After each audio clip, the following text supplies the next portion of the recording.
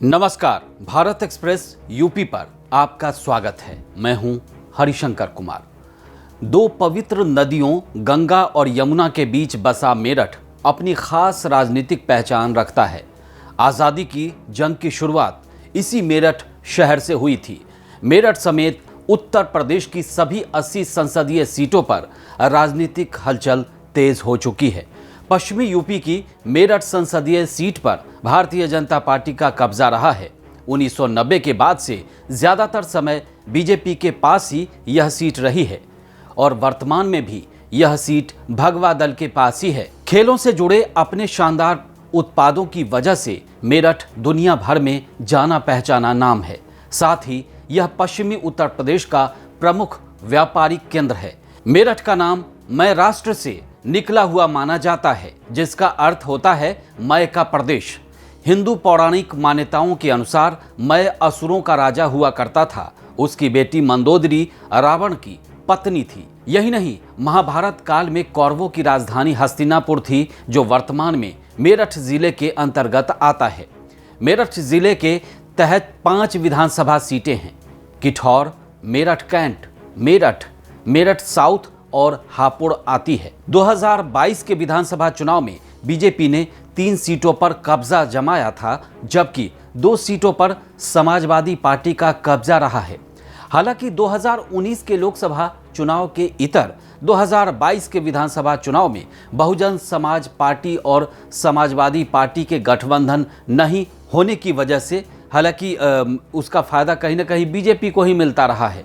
2019 के लोकसभा चुनाव की बात करें तो यहां पर बेहद कड़ा मुकाबला हुआ था। बीजेपी के राजेंद्र अग्रवाल ने 5,86,184 वोट हासिल किया था, तो बहुजन समाज पार्टी के हाजी मोहम्मद याकूब को 5,81,455 वोट मिले थे।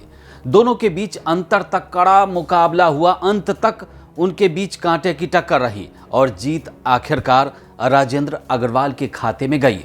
राजेंद्र ने 4,729 मतों के अंतर से चुनाव जीता था। कांग्रेस के हरेंद्र अग्रवाल तीसरे नंबर पर रहे थे। मेरठ संसदीय सीट पर हुए चुनाव में कुल वोटर्स की संख्या 18,17,780 थी, जिसमें पुरुष वोटर्स की संख्या 9,97,181 थी, तो महिला वोटर्स की संख्या 8,20,475 थी। इनमें से कुल वोटर्स 12,16,413 ने वोट डाले। चुनाव में नोटा के पक्ष में 6,316 वोट पड़े थे। पश्चिमी यूपी के अहम जिलों में शुमार मेरठ लोकसभा सीट के राजनीतिक इतिहास की बात करें तो 1991 से लेकर अब तक 8 चुनाव में 6 बार बीजेपी को जीत मिली है। 1991, 1996 और 1998 में भारतीय जनता पार्टी को जीत मिली। 1996 और 1998 के चुनाव में बीजेपी के टिकट पर अमरपाल सिंह विजयी हुए थे। बीजेपी की लगातार जीत का सिलसिला 1999 में जाकर टूट गया, जब कांग्रेस के अवतार सिंह भड़ाना चुनाव जीते थे। फिर 2004 के संसदीय चुनाव में बहुजन समाज पार्टी ने मोहम्मद शाकिब अखलाक के दम पर चुनाव जीत लिया।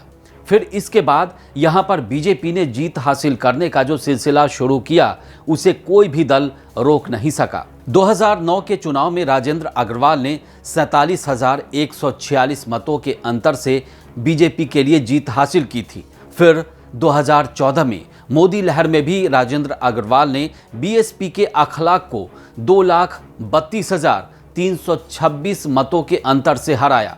हालांकि अग्रवाल 2014 वाली बड़ी जीत 2019 में कायम नहीं रख सके, क्योंकि उन्हें जीत हासिल करने के लिए खासा संघर्ष करना पड़ा था, लेकिन जीत उन्हीं को मिली।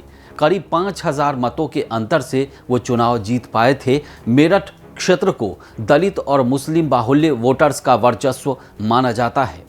2019 के चुनाव में यहां पर मुस्लिम आबादी करीब 5,64,000 थी। जाटा बिरादरी का भी यहां पर खास भूमिका और इनकी आबादी जो है 3,14,788 है। वाल्मीकि समाज 59,000 के करीब उनकी आबादी है यहाँ पर, और ब्राह्मण, वैश्य और त्यागी समाज के वोटर्स की अच्छी खासी संख्या है। जाटों की भी करीब 1.30 लाख आबादी रहती है। गुर्जर और सैनी समाज के वोटर्स का भी खासा प्रभाव दिखता है यहाँ पर। हिंदू पौराणिक मान्यताओं में भी मेरठ की अपनी पहचान है। तो मध्य युग से इस शहर की इंद्रप्रस्थ, जो वर्तमान में दिल्ली से निकटता की वजह से हमेशा राष्ट्रीय महत्व में रहा है। अंग्रेजों के खिलाफ आज़ादी की जंग में पहला विद्रोह यहीं पर 10 मई 1857 को हुआ था। यही नहीं, मेरठ को भारत का खेल नगर भी कहते हैं। यहाँ पर विशाल खेल उद्योग है। इस वीडियो में फिलहाल इतना ही। उत्तर प्रदेश की तमाम खबरों के लिए देखते रहिए भारत एक्सप्रेस यूपी। नमस्कार।